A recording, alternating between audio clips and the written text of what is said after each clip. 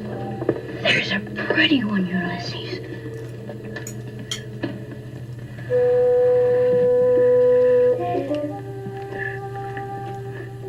There it is. Hello, BookTube. I'm Sean Breathes Books. Welcome back to my channel, and this is one of the most special conversations I've ever brought to my channel.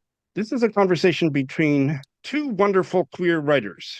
Rose Ruane, joining us from Glasgow, and Rose is the author most recently of Birding, which just came out, I believe, in the spring of this year, and Christopher Diraddo, joining us from Montreal, who is the author. I think this is a 2022 novel. He'll correct me if I got the year wrong. 2021. 2021, The Family Way, which I have interviewed him about in the past.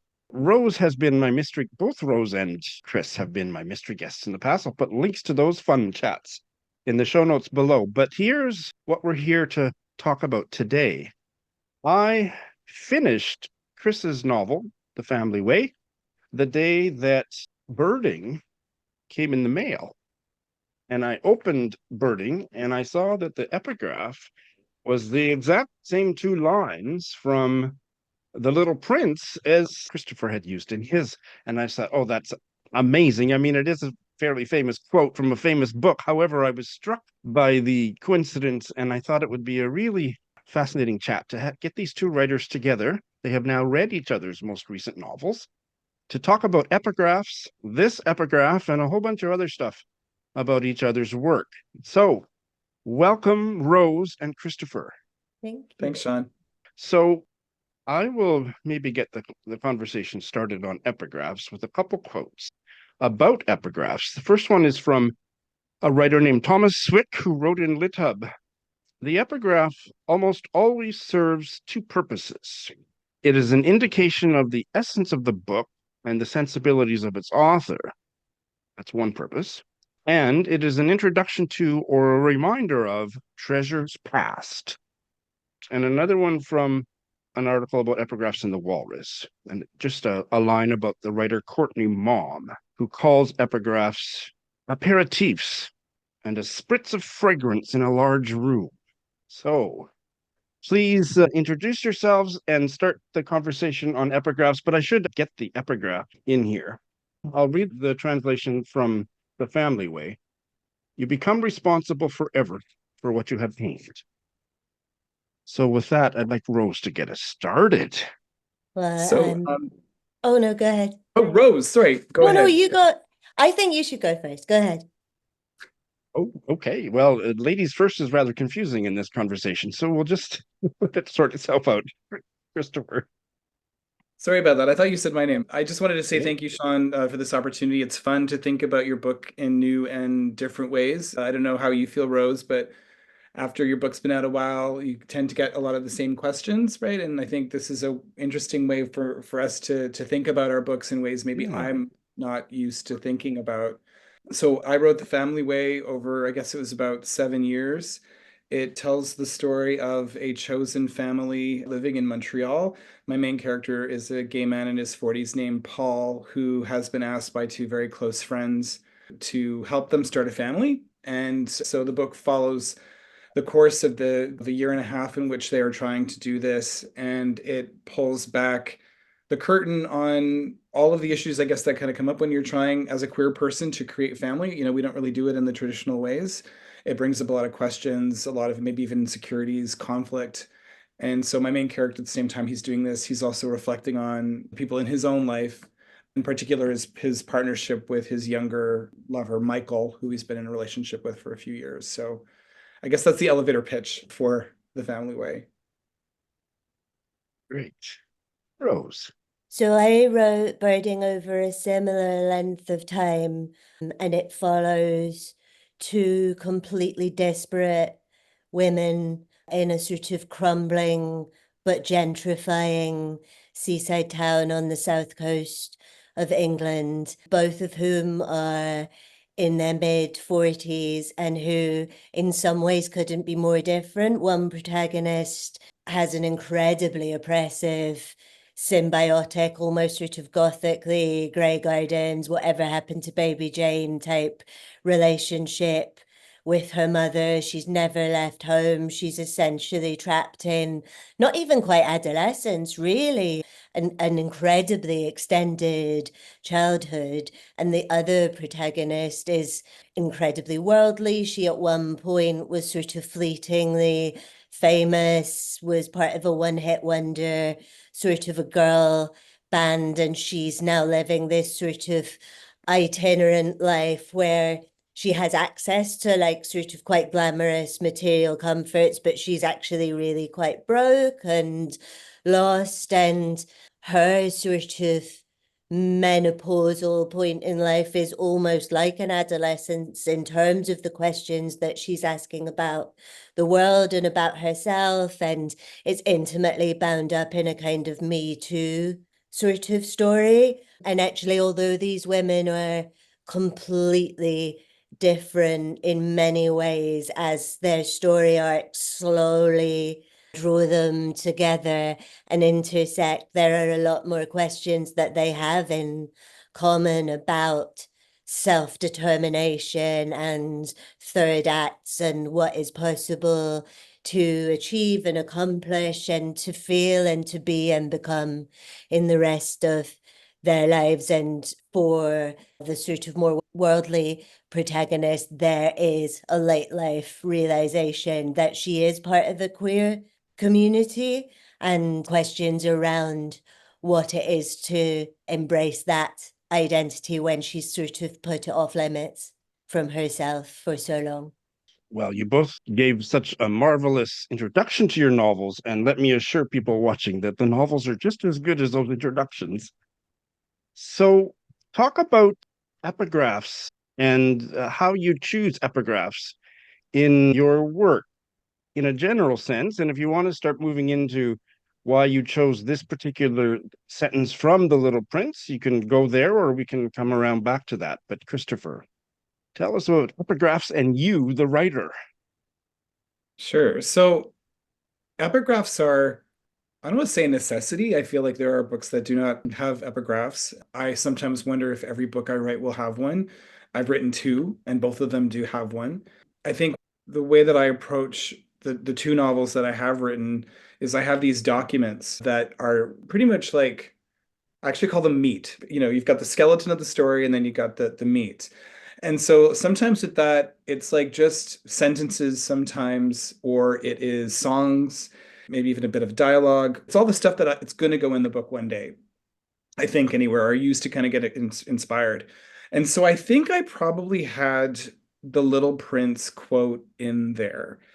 For a lot of people, the book is just such an important book. I know it was for me. The book, I actually wrote about it in the Geography of Pluto. So it's actually a book that is, for that book, my first book, it's a book that was shared between the two partners. It's just a book that one gave the other to read. And I felt like, that was something that happened to me in my life, that I had a partner who I had never heard of this book before, and he gave it to me. And then I devoured it. And then also because of our relationship, it had a special meaning to me. And the particular quote there, we can go into that maybe a little bit later on, but that stuck out to me as like probably from the whole book. And I'm very curious also to Rose to hear your story, but of all the sentences in this wonderful book, why was it that one sentence? And how many other books out there have that sentence also as their epigraph? That'd be an Absolutely. interesting thing to learn as well. But I feel like, with this meat folder that I have, I think it just at some point when I was writing the book, I was just like, oh, this is going to be the epigraph. I'm not just using this as an inspiration, as a thing to put me in the world of the novel, but I think it's enough that I could actually surmise exactly what you were saying there, the essence of the novel in a sentence. So that's, I think, how that kind of worked into my folder, if you will, for the book. Okay, great. Rose. So I've also written two novels, and my first one didn't have an epigraph. And I think for me, there was a big thing in the second one in feeling like I was allowed to do that. I think with the first one, I was almost so shocked that I'd actually managed to complete a novel. I was even more shocked that I'd managed to get it published. And I think there were definitely things that could have been an epigraph for that. Its title comes from a Manic Street Preachers song. I think there are lyrics that would have completely fit as an epigraph for that. But I think there was a lack of confidence of sort of feeling, oh, I don't have the right to sort of besmirch other people's great work by co-opting it into mine.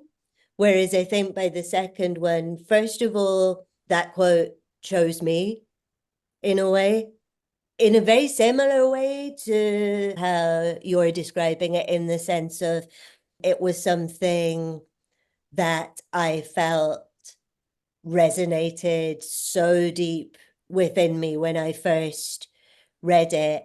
And it's not sort of surrounded in a particular memory or a sentiment. I just remember at some point, maybe in my late 20s, early 30s, sort of thinking that this was like a sort of classic work that I'd never read. And I think I just so happened to see it in a secondhand bookshop and bought it for, you know, a minuscule amount of money and sat down and read it that day and was so sort of completely swooningly seduced by the whole thing, but particularly that quote. My relationship with it has changed enormously over time, which maybe I'll get to when we go a bit further into the discussion.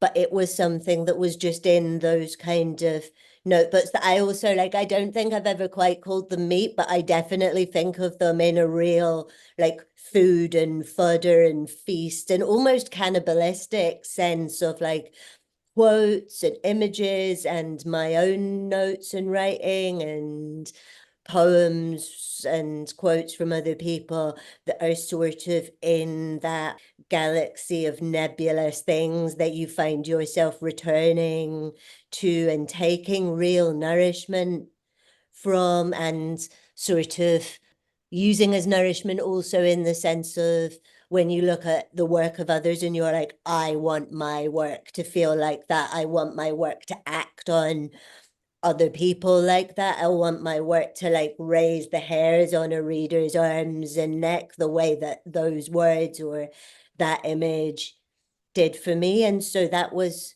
one that was there probably while I was writing my first novel, but really sort of became so central to the writing of the second. But yes, my first novel didn't have an epigraph because, like I say, I had this like lack of confidence that like nobody else would sort of want their work to be attached to mine because I'm unknown and maybe I'm still no good. And by the second novel, I had gained a little confidence and also that defiance, I think, as a woman and as a queer person, where you're like, do you know, I do not believe that cis straight white men like sort of question their right to use something as an epigraph. You know, I had that conversation with myself about my own right to take up space in many different ways, to have confidence in my work and in myself as a person. And so there was sort of no such reticence to have an epigraph in my second novel, which I think for me sort of functions very much more like that second quote. I think it is that delicious little canapé that gives like a flavor of, you know, that perfect, like you can taste everything on that tiny little spoon or blini or whatever, but also I think can be a little like showing someone you don't know a photograph of your loved one that they're like, oh, how sweet, how nice.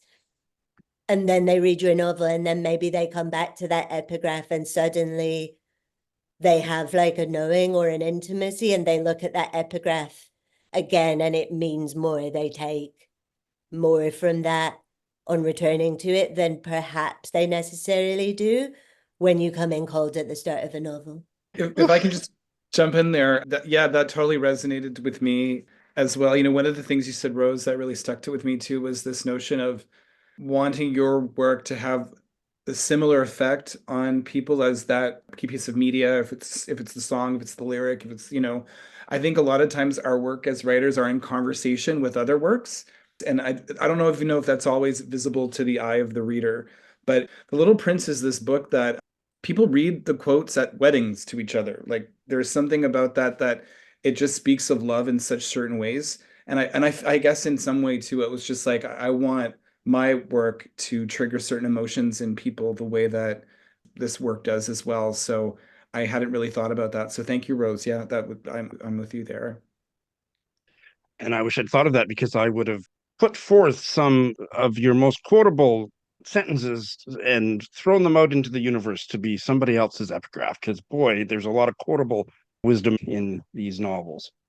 So, as readers, what do epigraphs do for you or mean to you? Why don't we start with Rose?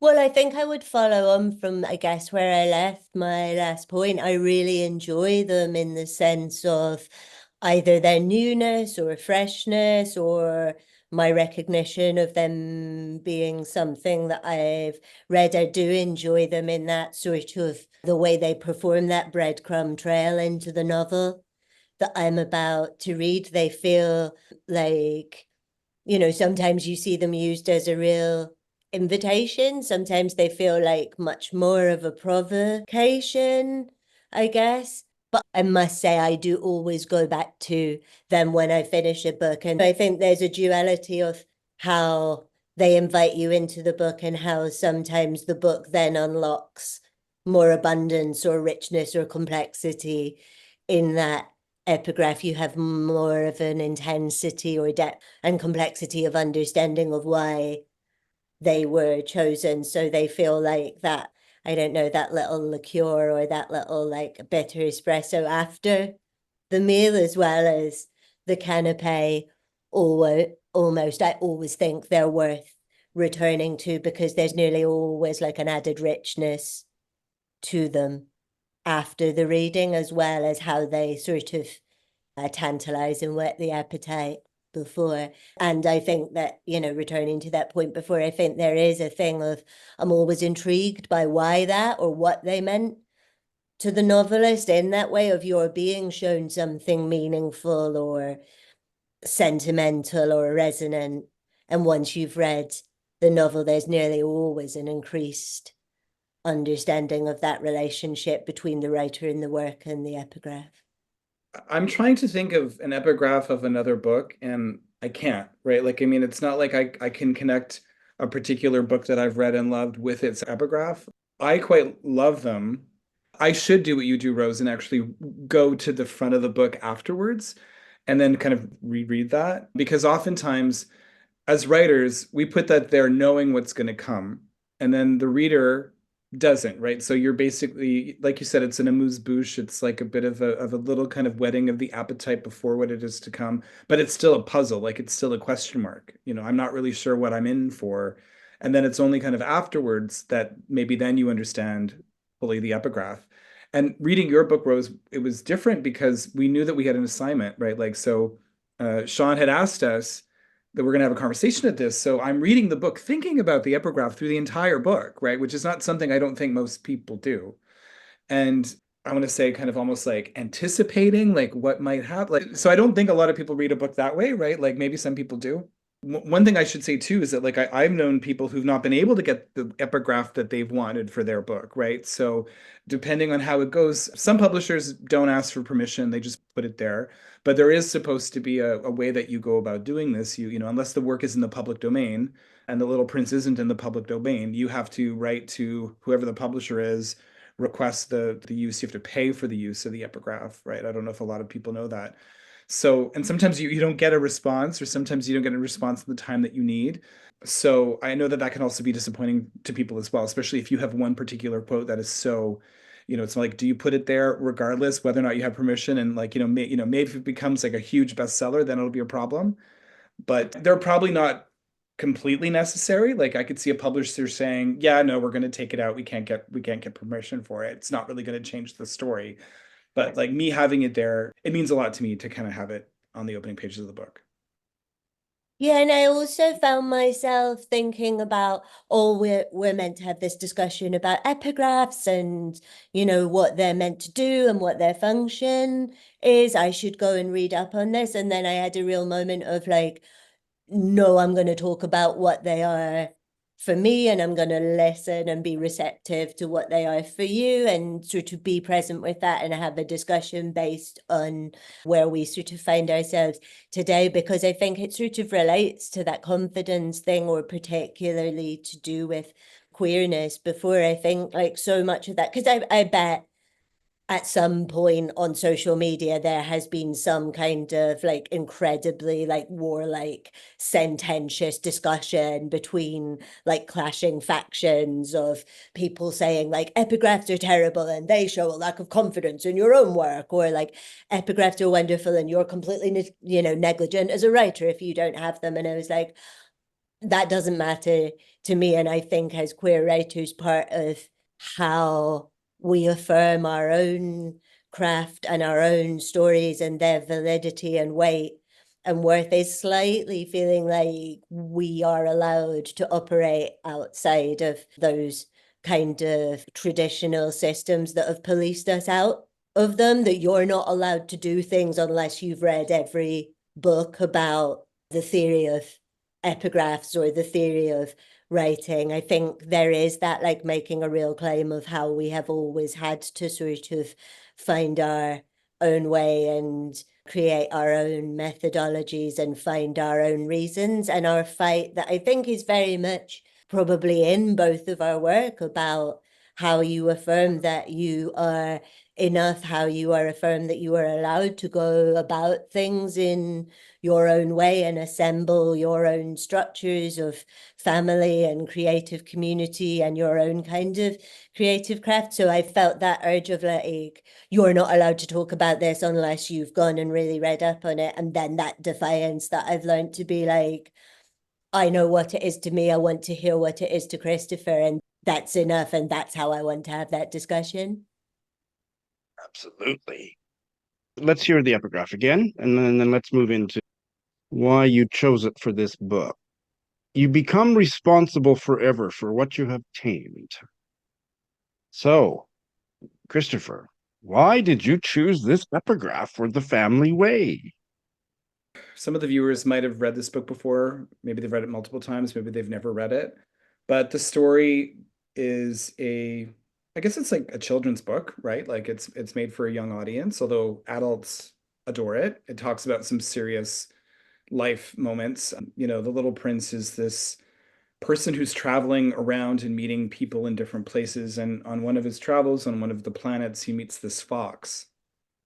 And the fox wants to become his friend, right? And so, the little prince is a bit lonely, and the fox basically wants the little prince to tame him. There's a whole like several pages section here, but the thing that I guess kind of stuck with me is this notion of what makes a particular fox my fox and not someone else's fox, right? Like there are tons of foxes out there. What is it that, what is special about this fox is that the fact that we've tamed each other, that like I'm yours and you are mine. And then once we tame each other, we'll need each other and we'll think of each other when we see the color of grain. It'll remind you of like, maybe my fur or something. Like for me, it was this notion of true love, of falling in love with someone, creating ties with someone, and then acknowledging the fact that the sheer doing of that, I want to say, makes it impossible for you to not be connected to this person. In the sentence, there's two big words, responsible and tame, right? Like, or in forever, I guess, is also those things, right? My book, The Family Way, I mean, I think at its heart, it's a bit of a love story between two people, Paul and Michael, who I guess one you could call the prince and one you could call the fox, right? And basically, Michael is a bit of a wild creature, I guess you could kind of say, a bit untamed. And Paul is someone who is trying to tame Michael. And because they've fallen in love, because they're each other's person, they're kind of responsible for each other. So, Paul, in taming of Michael, becomes responsible for him. And I think, for me, it just kind of encapsulated their relationship very much. That kind of really showed exactly what happens when you fall in love with someone, is that these ties that are created, they're not easily dissolved. Especially when I was a single person my whole life, I was looking for my fox. Like I was looking for the person out there that would get me, that I would get them, that they would be my other person. And so I think that's probably why the book has stuck with me all of these years since I was in my 20s. It's one of these things that I come back to again and again and again. I said this before, he's asked to be a sperm donor. It follows the path of trying to help, lesbian couple have that happen. really, I think for me, what the heart of the story is the relationship between Paul and Michael and their feelings for each other. So sometimes it's hard to when we were doing the elevator pitch at the beginning, like when we kind of surmised our novel down to a paragraph, that's one of the most hardest things for a writer to do. I don't know, Rose, if you feel that way, but sometimes it's like, for some reason, getting it down to that one sentence, I feel like, okay, that is what this book is about. And I don't know, I feel very lucky. Like the book I'm writing now, I don't have an epigraph for it. I have no idea what it's going to be. They might not even have one. But one day maybe it'll be there and I'll be like, aha, that's it. That's going in there. But this, I think I knew from early days. That's wonderful. Just before we go to Rose, there's a lot riding on how you interpret that verb tame. And so I'd just like to get a couple more sentences in. The Little Prince says, I'm looking for friends. What does tame mean?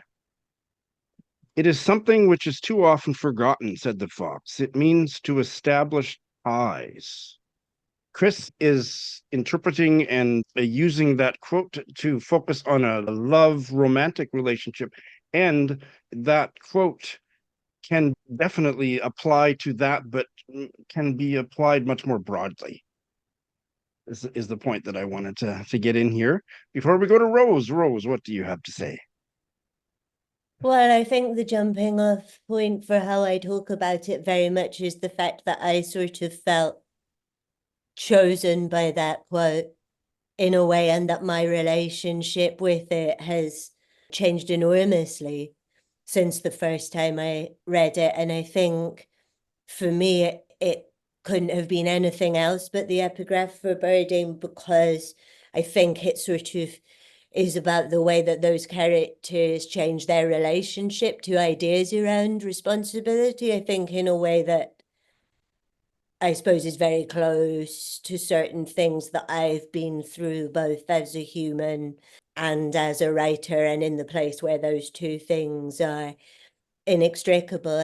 It's interesting that it would be that something from that, but The Little Prince, which, as you say, is a children's book, but it's one that's incredibly resonant for adults, and people read quotes from it as weddings, and I've seen it as tattoos, and I think there is that thing of like, I think there are books like The Little Prince and Winnie the Pooh is one as well, where like, you read it to children and it's a story about animals and characters and fantastical settings and enchantment, and you read it as an adult and actually it's incredibly moving and very, very grown up, very elegiac stuff about time and loss and responsibility. And I think so my changing relationship with The Little Prince and that quote specifically probably has kind of changed in that way, because I think when I first read it, I read it much more as something about how we internalize responsibility, perhaps things about how we're complicit in our own oppression, as well as how we're complicit in how we create beautiful relationships and loving relationships. I read it like as a sort of double-edged thing about that thing to do with romance and love, and how we inevitably create indelible traces and impressions on one another.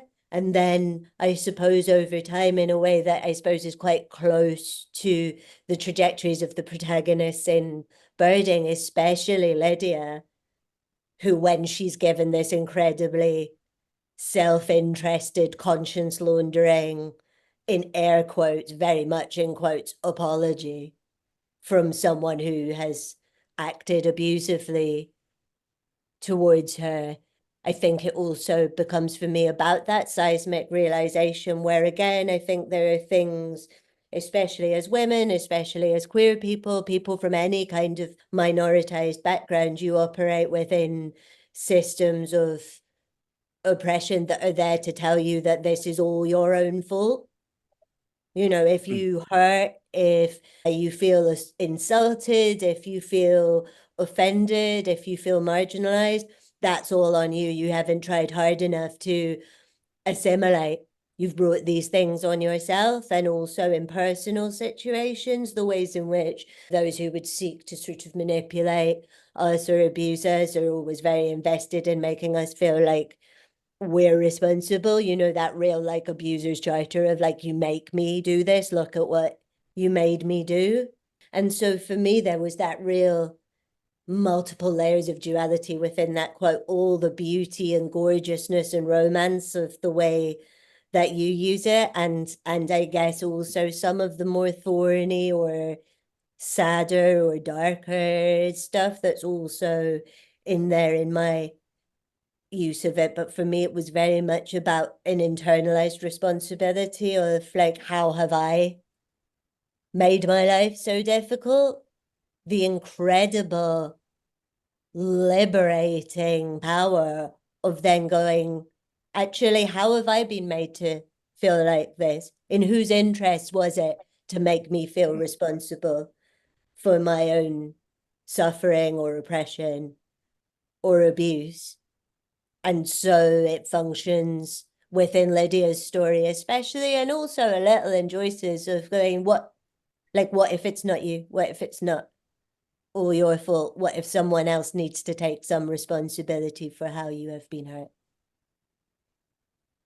Absolutely. I have to say, I love that both of us can have such strong sentiments about this text and also be so inspired by it in multiple ways. It shows to, I think, the quality of this text. And as you said, Rose, yeah, it's a children's book, but even reading it as adults, it's a guide for living. It's fascinating to me how different people can see different things and bring out the different things in the text.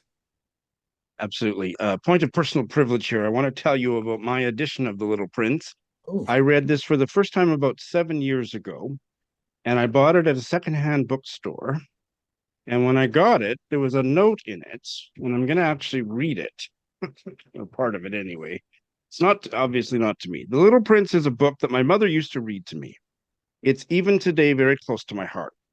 Maybe I no longer agree with this vision of the world, but this book is still worth sharing.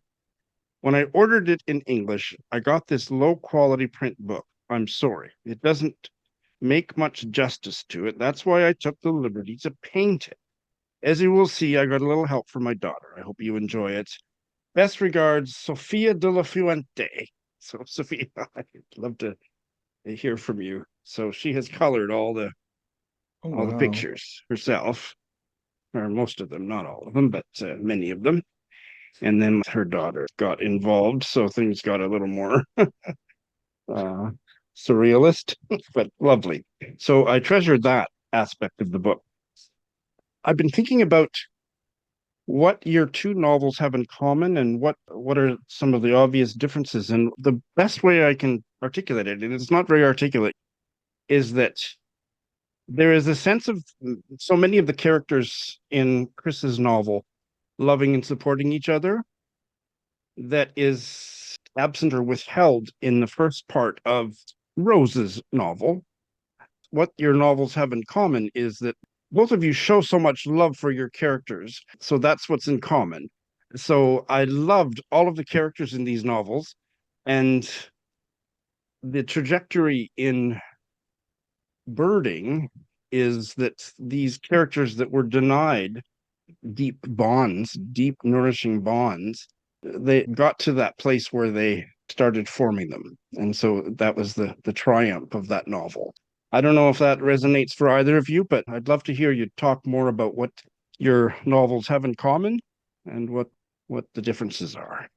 I think if I can maybe just start, I think it made me really think about our responsibility in other people's lives, right? Like the role that we sometimes play and we don't really realize that we play. Here we are just going about being humans on the planet, having interactions with people. We're not always fully aware of our actions on other people. We try not to do harm, but sometimes we do harm. I got that a lot from your book, Rose, as well, is this notion of that someone who is harmed can tragically also harm another person, and I think of my character, Paul, who he strives to be a fixer. I think, like he tries to kind of make everything go well. But even at that, he fails a lot of the time in doing that. And he can also like trying to kind of save, tame the Michael character. At the same time, too, he can harm the Michael character by also doing that. So that's something that I saw a lot of, I think, in both of our works, this sense of that double-edged sword that you're talking about too, Rose, about the place that we hold in other people's lives, our responsibilities to other people, our responsibilities to ourselves. I saw a lot of that in both of our works. Yeah. I really thought there was something so incredibly beautiful about the way you kept bringing your characters into these sort of shared social situations, how you saw the sort of weave of their relationships and how every time they came back together, those previous interactions, the events had reshaped them a little. I thought there was such a beautiful, true evocation of, how each time we meet, even those we're closest to and know best, we're slightly coming back to them as different people based on all those little daily arguments and joys and sex and the new people who come into our lives and those that we leave. And I was incredibly moved by the way that you created the play between people knowing each other and feeling like they know each other and know what's best for them, and sometimes imposing that, and also that deep love and the deep responsibility in actually reassessing how much you know people, how much you might not be noticing them changing, or how much you might not be noticing your impact on them, I guess, in the way that you, as Paul, as this person who wants everything to be good and who wants to save people. I thought there was a great beauty in the way that he slowly sort of came to reshape his ideas about how that good might be done, how that love might be given, because I sort of think that, I guess, in our longest term, most truly loving and truly responsible in a positive way relationships with other people, there is room to reshape our understanding of those people and to rewrite our definitions of love and responsibility and support and what that looks like. And I guess especially in queer relationships, I thought you did an incredible, well-crafted job of showing how our interpretations of what responsibility and family and long-term relationships, what they might look like, how expansive they need to be, how fluent and fluid and changing they might not to be, because they don't sort of follow the structures of like the rest of the world. And I felt like actually there was, even though they're very different stories, I felt like there was a similarity there in terms of how we are and aren't always capable of truly being present with people as they are, and having to make room for those new understandings of both ourselves and other people. Maybe it's weird to say, I saw a lot of Paul and Lydia too. Like I feel like there is a lot of reflection, there's a lot of self-reflection. I think one of the things I loved about the books too, it's about their characters, I would say, more than the plot. Like, it's about who these people are and how they interact with one another. That also resonated with me. I think those are the types of books that I love to read the most too, that are more character based and that really put you in the head of the characters. You chose a third person narration, which is something I struggle with a lot of the time. And mine are like first person, but I felt like with the third person narration, I knew your characters very intimately, both, especially Joyce and especially Lydia. Oh, thank you. I'm interested what comes first for you. Is it character or plot, or do they both sort of come up on you in a pincers movement when you're writing?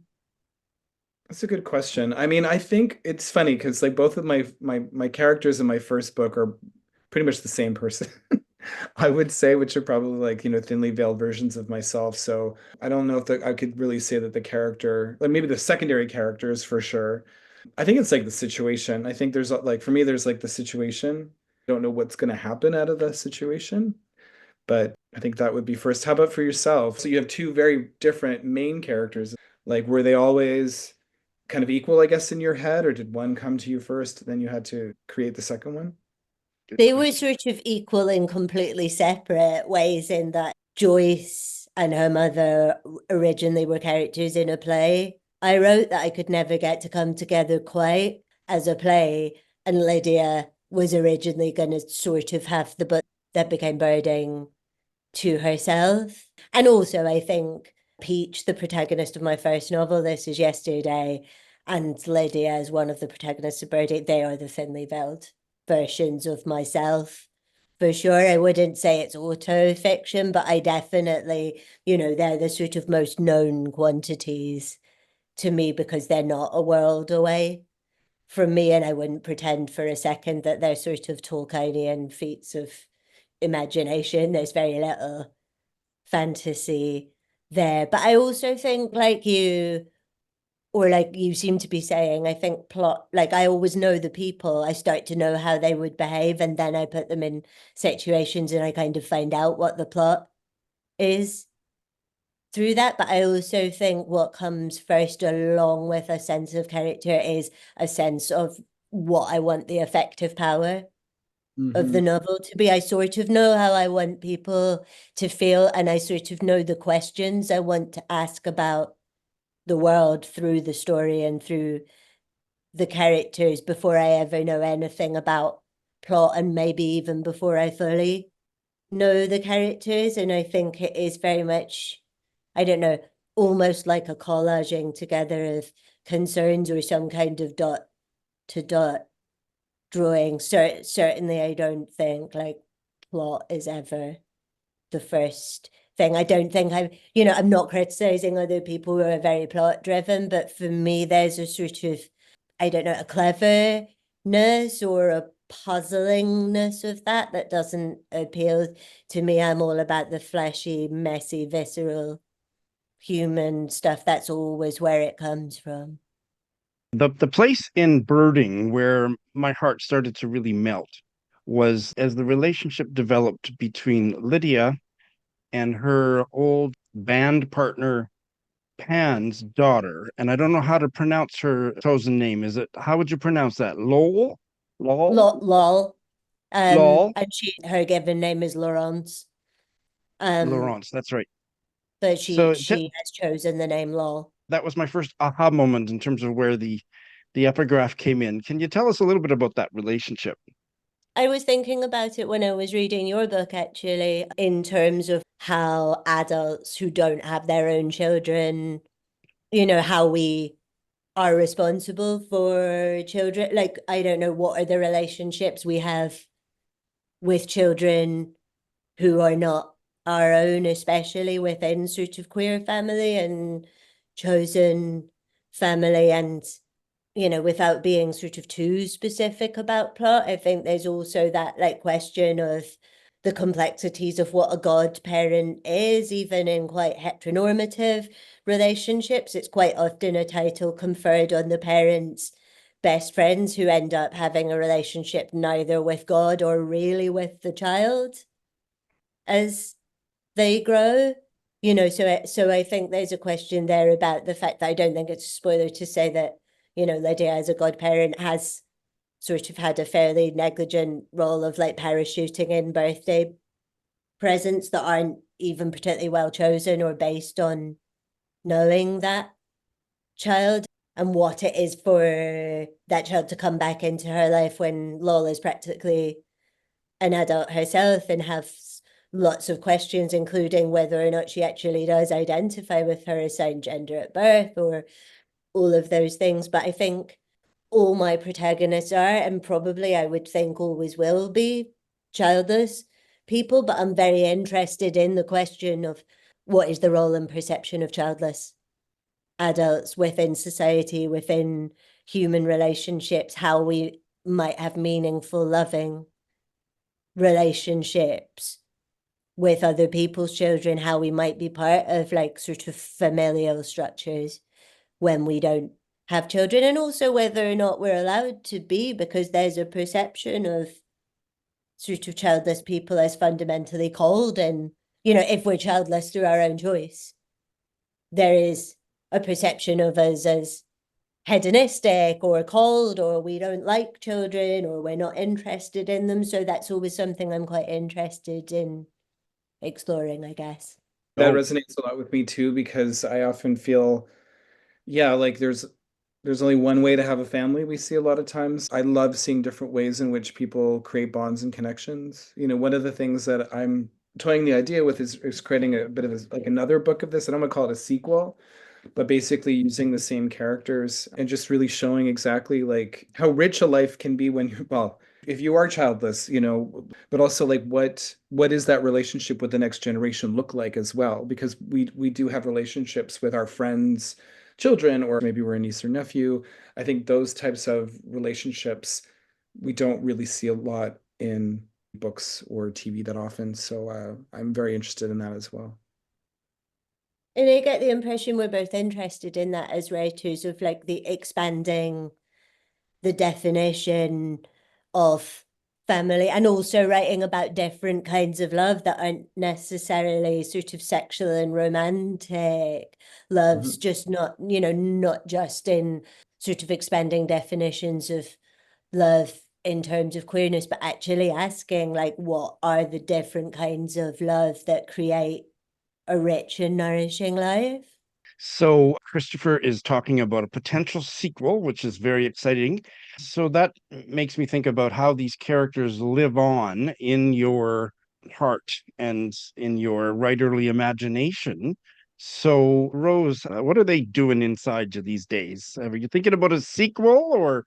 It's always an enormous privilege if people say they would like you to write a sequel. And I have had the enormous privilege of writers who really love the book saying, like, I have to know what happened to these people. And occasionally it's tempting because I do feel such a sense of relationship with them. And it's quite hard to talk about the point at which I leave them without it erring into spoiler territories, but I'll try not to. I am very interested in how their relationships will have thrived or survived or been destroyed by the set of circumstances in which they're left. But another part of me feels like I sort of know. I think I know. I think part of why I wrote that ending and how I wrote that ending was because I sort of have a sense of what the afterwards of it was. I think I often know that with the ending of things. I feel like I have to sort of know what would happen to them in order to decide where to leave them. I have to have contemplated going further. And so there's a way in which it's not that interesting to me, and also that I just have been very seduced away by other ideas and other characters who've become incredibly alive to me. And I think I'm far too slutty as a writer to return and be faithful to my existing characters. So I wouldn't say never. I would say it's a privilege that people have said they would like that. And I can imagine how it would work. But maybe that's part of my sluttiness, is I'm bored by the knowing of that. I want to go and write some people and situations that I don't know what happens to them yet. So let's wrap this lovely, lush conversation up, picking up that thread that Rose just dangled in front of us about new characters and new creative projects. So tell us more about what you're currently working on. Let's start with Chris. Well, I've got two projects on the go. None of these are sequels. I have one book that I've been writing for a few years now. I've got 500 pages of it written. It's a very long book. It's looking at queerness in the suburbs of Montreal, somewhere between like the 60s and the 80s. It kind of jumps back and forth through time. So I don't know if you really could call it a historical novel. I guess so. It requires me doing a lot of research. So I'm looking a lot at like homophobia and gentrification in Montreal over the course of a couple of decades. But I've kind of come up against a little bit of a roadblock right now. I'm putting it aside, wanting to, and now I'm focusing on trying to see if I could write a satire. So I'm trying to write something that's funny. One of the things I really enjoyed about The Family Way was that it allowed me to flex my humor a bit, especially through the Danny character. He had a lot of really great one-liners. I think I can be funny at times. So I am trying to write a comedy about the current moment in time, how the world is going to garbage, but trying to create something that is still affirming and joyful. And it's actually coming, which is really good. So I think I'm going to pay attention to that for a while, leave the other book to the side for a bit, and then, we'll see from there. But the family way would be great to revisit the characters, but the thing is too, they have to talk to me. I haven't heard their voice in a while. And I think that, I don't know about you, Rose, but like for me, a lot of times it's like certain voices in my head, and and the ones that are the loudest tend to get the attention. So that's where I'm focusing my stuff right now. Just before we go to Rose, that just resonates to me so powerfully with the ending of The Little Prince. Do you remember how it ends? No. The narrator, he asks the reader, if you ever meet up with the little prince, write to me quickly to tell me that he has come back. So, yeah. So, Rose, what are you working on now? Well, I feel like we're going to end up with the same epigraph in our next novels because there is so much seamless parity between the situations in which we find ourselves and some of what we're trying to do. And like you, it definitely, at the risk of sounding like some kind of spirit medium, it definitely is, in terms of the characters I write, who tugs hardest on my clothes, who throws the biggest tantrum, who is the biggest diva of any of the characters, who is the most strident. So I'm just finishing a PhD in creative writing where I've been working with a collection of art that was created in the first art therapy group in a UK mental hospital from the 1940s to the 1980s. And I've ended up writing essay and poetry for my PhD submission, but I had already written part of a historical novel set between the 1960s and the 1980s that's based in a fictional analogue of that asylum and of that art therapy group, mainly focusing on people who would have ended up compelled to live in that mental hospital because they were queer, because they were non-conforming in lots of ways, rather than that they were mentally ill, but also some of them are suffering distress. And I am writing this novel that's essentially a queer love story set in a mental hospital that unpicks all those relationships between art and madness and love and madness within the context of a period of time in which queerness was viewed as like an illness or a madness. But I too have come up against certain roadblocks in that, and I've slightly set it aside. And much to my own shock, I am planning like a sort of giallo style horror novel about a haunted VHS tape of a public information Wow. film set in like an incredibly sort of barren, remote area of land, and no one is more surprised than I am to find that that's what I may or may not do. Holy smokes. I didn't see that one coming. That's fantastic. I tell you, nor did I. I want to end on a color coordination note.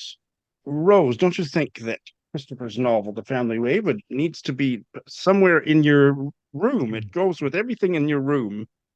I absolutely do. I feel like it should be propped up somewhere. It will be, but actually it's next. I was having like a gorgeous little like go back over it while I was in bed this morning. So it's there. Actually, it's very color coordinated with my bedroom. It could fit with any room in this house, but I think it should come to live here. Absolutely. And I think that birding goes well with all the colors happening in Christopher's background. Yes, that's great. It's such a lovely cover. My goodness. Yeah. Absolutely. Oh, Love it. all love to Charlotte Streamer, who designed the cover beyond my wildest dreams. I remain incredibly grateful to her. Thank you so much. I will never treat epigraphs lightly from this point on, thanks to you two lovely people. And I heartily recommend both of your books. Absolutely gorgeous, important works of literary fiction. So thank you so much. Thank you, Thank Shawn.